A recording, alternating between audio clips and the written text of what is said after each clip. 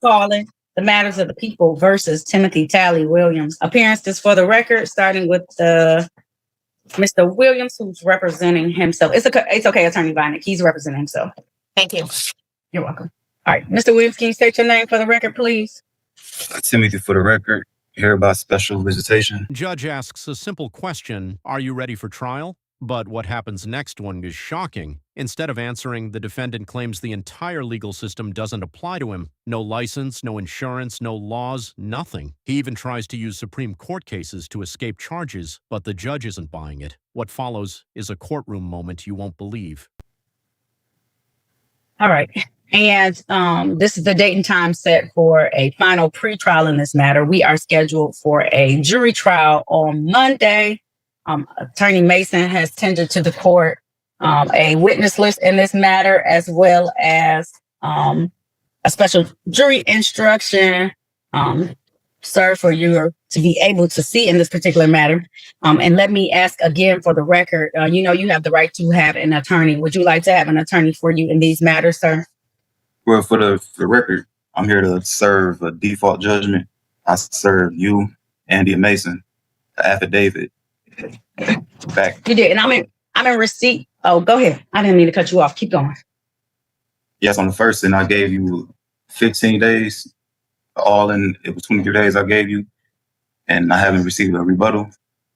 So I served you guys with a default. I don't know what a default is. So there's no default judgments in criminal matters. These are criminal matters. So the only default that we have is if you don't appear to answer for a ticket, then the default that goes into place is your failure to answer for a ticket. Once it's established and it's here, I don't have to establish why these are tickets on the docket. That's why they have the jury and the bench trial options for you. These have been matters that have been, unless there's been a motion about a formally written motion about illegal stop or some constitutional violation, these tickets are considered to be valid and true. No, I answered the affidavit of non-corporate existence. So Mr. Williams, the answer to the question today is whether you're going to trial on Monday or not. That's all I'm here for. Well, you guys haven't rebutted my affidavit. Mr. Williams, again, I'm going to say, Mr. Williams, again, the question for today is whether you're going to trial on Monday or not. That's all. I have officers present. I have officers Evans present. I have Officer McCree present. I don't know if Officer Bush is coming as well. But they're here today to know whether or not they're going to be ready for trial on Monday. We set this jury trial out a long time ago for this trial on Monday. So I'm going to trial. We have Officer Evans and Officer McCree present today. And Judge, I have Officer Nunley. He's trying to check in right now. Faison Nunley. Officer Bush is here also. Thank you, Officer Bush. Good morning. Oh, it's Evans Williams. Okay, say thank you, Officer Bush. Okay, we go to trial. Okay. So Monday we go to trial. Do you have a witness list or no, it's just you, Mr. Williams? Yes, I have 3 witnesses. Anything else you want to say for the record, Mr. Williams? No, that'll be it. Okay. All right. So you have a drive unregistered, untitled motor vehicle and drove while unlicensed and a no proof of insurance. That's one officer. The next officers are open alcohol driver, tinted windows, no seat belt, no driver's license, no insurance, untitled motor vehicle. And then the final officer is going to be drive unregistered motor vehicle, no insurance, no license ever required, and tinted windows. Okay. And Your Honor, if I may interject, since he does have an email, I can copy those tickets and email them over to him. Please. So that he can have them. I'll come down and get those. And I will email those tickets over to you, Mr. Williams. Okay. So that way for the record, are we able to argue these matters right now, or are we going to trial? You said you want to have a trial? What you want to argue? Yeah, you want to talk to Attorney Mason? What was it? I said you want to talk to Attorney Mason just briefly in the breakout room and see if y'all can resolve any of the tickets? Well, we was just emailing, and I don't know if it meant anything to her, so that's why I wanted to take the trial and Well, because you can't say I just want you to dismiss it because I'm not a citizen. That's not gonna work. Or I just want Oh you to no, that's dismiss not it. I got a law stating that all this is frivolous, but I'm saying, can we argue this right now, or do we it. A lot of resolve people it would say today? the laws are frivolous. Well, yes, if you have some argument that you would like to make, you can make it that way. I can rule, and that way we can go to, if we're gonna move forward to trial, we can go to trial. Yes, Attorney Soroki? Yeah, if you like, I can speak to Mr. Timothy Williams in a breakout room for a few minutes, explain the legal system to him. Yes. Can you? No, sir. Do you want to make your argument first, Mr. Williams, or do you want Attorney Soroki? Just he wants to give you a little feedback. That way you'll be prepared for Monday's trial. No? All right. He doesn't want it, Attorney Soroki. Thank you, though. Back on the record in the matter of the people versus Timothy Williams. Can I have appearances? First, Attorney Mason, then Mr. Williams. For the record, Your Honor, Diachiku Mason, City of Detroit, 43471. All right. Mr. Williams. Yes, Timothy before the court, hereby special appearance as a state citizen, not a U.S. citizen. Okay. Changes every time. All right. You want to make a motion, or you want to make an argument as to these tickets? You can go ahead at this time, Mr. Williams. Okay, for the record, hold on.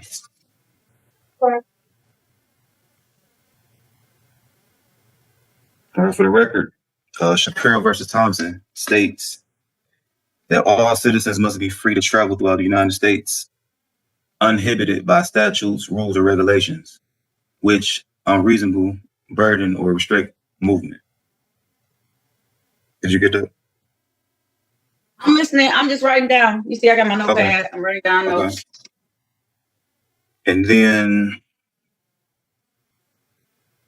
to Murdoch versus Pennsylvania, the Supreme Court decided that a state cannot arbitrarily or erroneously convert a secure liberty, in this case, the secure right to travel, into a privilege and charge of or issue a hold on.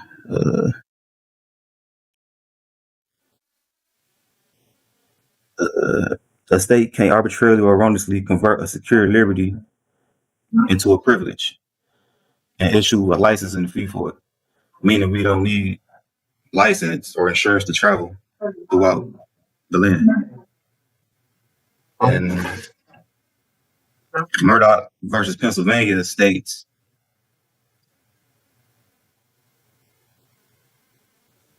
no state convert secure liberty into a privilege. No, Shuttlesworth versus Pennsylvania. No, Shuttlesworth versus Birmingham, Alabama.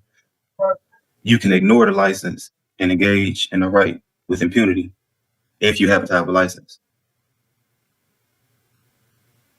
And back to Murdoch versus Pennsylvania, no state may convert a secure liberty into a privilege. So no state has a right to require you to have a license. Hold on.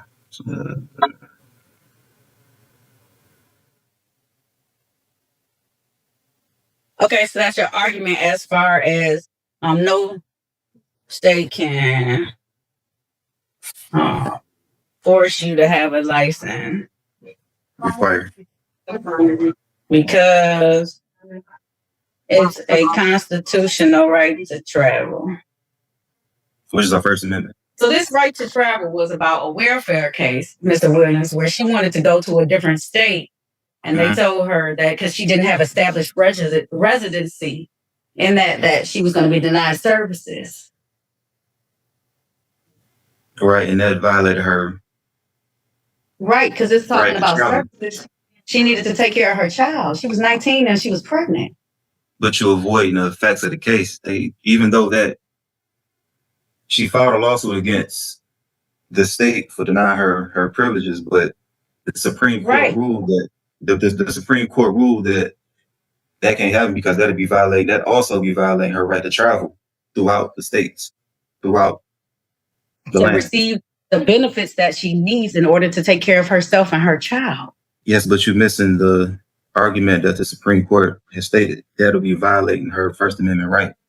Life, liberty, and pursuit of happiness. Travel. You see that ruling? I don't want you to miss that fact. That's what they ruled.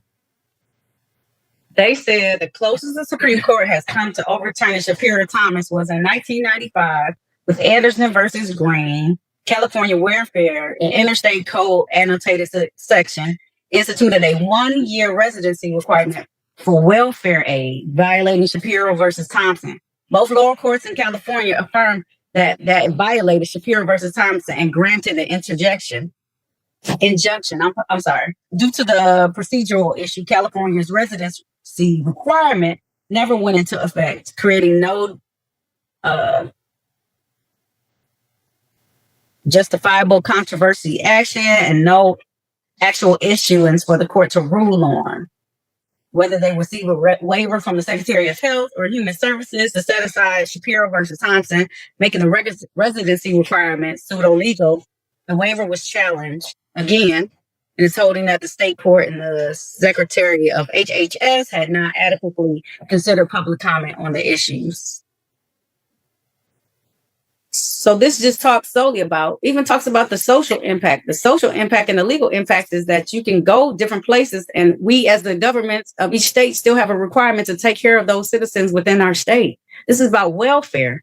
Yeah, this is about the welfare system and the ability for people. You cannot stop people from traveling. I don't see anything in here about a driver's license. Look, the decision of the court. Right, she has the right to go places. Look, the court reaffirmed the right to travel under the 14th Amendment Privilege and Immunities Clause in Suez versus Roe. So they conferred it to another case. But the conclusion of the case, like, that'll be violating her right to travel. It has something to do with the welfare, but it's violating her right to travel. All about that. Because the reason why we can't prohibit her from being able to travel or to go to another state is because then they're saying once she gets to that state, she has to establish some type of residency. And what they're saying is that if she doesn't have that residency, she wouldn't get the services needed. And so they're saying you can't say, oh, you can't go to this state and not get the stuff that you need to take care of yourself and your family just because you're not. I can't stop her. I can't say you can't move to the state and then we're going to block everything. I can't do that. Right. This is not about a license. This will violate the right to travel. No. That was the decision of the court. I'm not making that up. You aren't, but you're not understanding what their decision was based on. Yes, you have the right to travel, but this is concerning services. So if I chose to carry a weapon, I would be bearing arms. If you chose to carry a weapon in the state of in Illinois, that's an automatic. You're not allowed to carry weapons at all in the state of Illinois unless you're a law enforcement officer. So if you traveled over the state lines and you went to Illinois and you tried to carry a gun, they would tell you no. But that's irrelevant, Your Honor. You're talking about the state of Michigan, I have a right to bear arms, but you will call it receiving exactly. But the Constitution of Michigan states that I can bear arms. But because once again, and we had this conversation already, the states can make stuff more, the localities can make stuff. In the end, reality hits hard. The court makes it clear you can't ignore the law and expect to walk free. All those arguments, all those claims, none of them stop what's coming next. Trial is set, charges stand, and now everything is on the line. This isn't just a case. It's a brutal lesson in how the law really works.